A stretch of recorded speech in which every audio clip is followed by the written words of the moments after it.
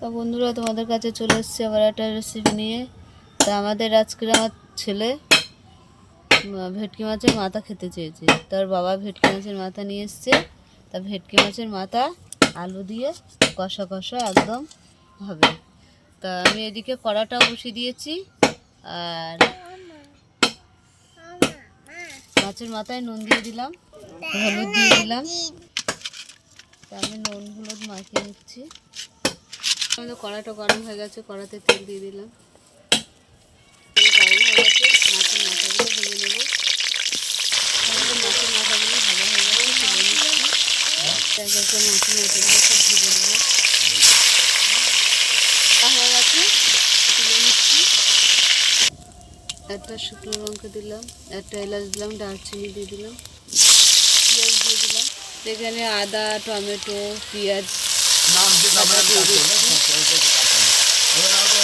হ্যাঁ, রসুন, আদা, টমেটো, লাল লঙ্কা দিয়ে দিলাম, জিরে পাউডার দিয়ে দিলাম, ধনে পাউডার দিয়ে দিলাম, স্বাদ মতো নুন দিয়ে দিলাম।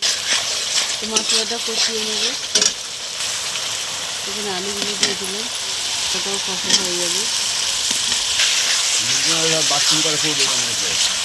ভালোভাবে কষানো হয়ে গেছে, এবারে জল দিয়ে দেবো। জল দিয়ে দিলাম।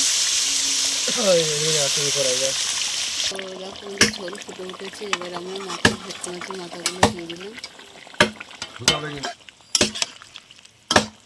তো ভালো করে নেড়ে নেবো।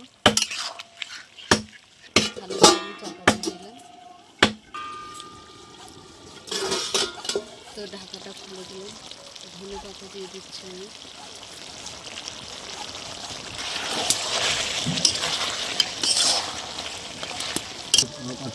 তো মাছের মাথা কষা কষা হয়ে গেছে, নামিয়ে দিলাম।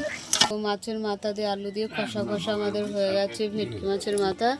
তা তোমাদের কেমন লাগলো বলো। ভালো লাগলে লাইক করে দেবে, শেয়ার করে দেবে, কমেন্ট করে দেবে, ফেসবুকে ফলো করে দেবে, ইউটিউবে সাবস্ক্রাইব করে পাশে থাকবেন বন্ধু হয়ে। টাটা। টাটা দে, টাটা দে। দেবে না, টাটা দেবে না আজকে।